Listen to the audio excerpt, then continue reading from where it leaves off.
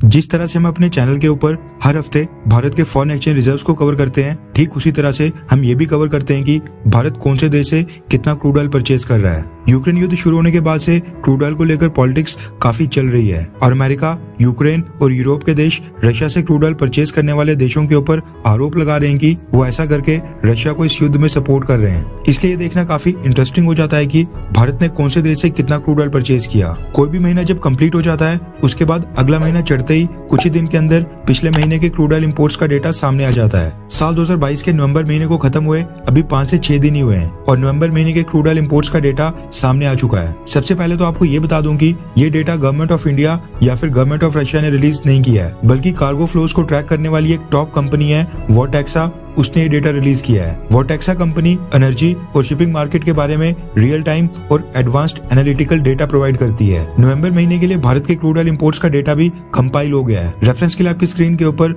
The economic times के article का screenshot है, जिसके मुताबिक नवंबर महीने में रशिया लगातार दूसरी बार भारत का सबसे बड़ा क्रूड ऑयल सप्लायर रहा। रिपोर्ट के मुताबिक नवंबर महीने में भारत ने 4.29 million barrels crude oil per day विदेशों से इंपोर्ट किया था, यानी 42 लाख बैरल्स पर डे के करीब। 42 में से भारत ने 9,09,400 बैरल्स क्रूड ऑयल हर दिन रशिया से परचेज किया था, जो बनता है तकरीबन 21% के करीब। 21% के साथ नवंबर महीने के लिए रशिया भारत का टॉप क्रूड ऑयल सप्लायर था। ये पोजीशन पिछले साल इराक या फिर सऊदी अरब के पास हुआ करती थी। चाइना ने भी रशिया से 1 मिलियन यानी 10 lakh barrels crude oil per day purchase किया था। आपकी जानकारी के लिए बता दूं कि रशिया हर दिन 5 million barrels crude oil export करता है। इसका मतलब है कि रशिया का 20% क्रूड ऑयल अकेले भारत खरीद रहा है, जबकि भारत और चाइना मिलाकर रशिया का 40% क्रूड ऑयल परचेज कर रहे हैं। बस यही कारण है कि रशिया ने भारत और चाइना को क्रूड ऑयल की सप्लाईज प्राइस कैप के बाद भी जारी रखने के लिए 100 से ज्यादा ऑयल टैंकर शिप्स परचेज कर लिए हैं। नवंबर महीने के लिए रशिया के बाद भारत का दूसरा सबसे बड़ा क्रूड ऑयल सप्लायर था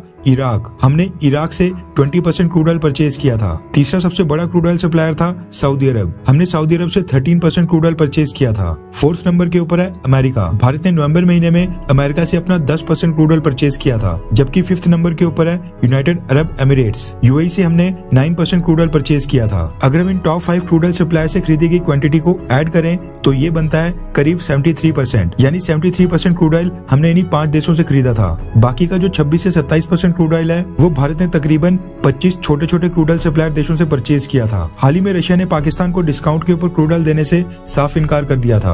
अब ये भी एक तरह की नंबर्स गेम है। अभी थोड़ी देर पहले मैंने आपको बताया था कि भारत ने अकेले रशिया से 9 lakh barrels crude oil per day purchase किया था, जबकि पाकिस्तान की टोटल क्रूड ऑयल कंजप्शन है 5 लाख बैरल्स पर डे। यानी परचेज तो छोड़ दो, पाकिस्तान एक दिन में जितना क्रूड ऑयल कंज्यूम करता है, जितना क्रूड ऑयल वो दुनिया के बाकी सभी देशों से खरीदता है, उसका डबल भारत एक ही दिन में रशिया से खरीद रहा है। बस यही रीजन है कि रशिया भारत के चलते पाकिस्तान को डिस्काउंटेड प्राइस के ऊपर क्रूड ऑयल आज की डेट में नहीं दे रहा है। रशिया को ना सिर्फ अभी की सिचुएशन देखनी है, बल्कि जब ये यूक्रेन युद्ध रुक जाएगा उस समय भी कई सारे यूरोपियन देश रशिया से क्रूड ऑयल परचेज नहीं करेंगे, जिसके चलते रशिया को इस समय भारत के सपोर्ट की सख्त जरूरत है और फ्यूचर में भी। खैर, आपको क्या लगता है कि क्या मोदी सरकार और हमारे विदेश मंत्री डॉक्टर एस जयशंकर साहब यूक्रेन युद्ध को लेकर क्या सही डिप्लोमेसी कर रहे हैं? हाँ या फिर ना? नीचे कमेंट करके अपनी राय जरूर बताएं।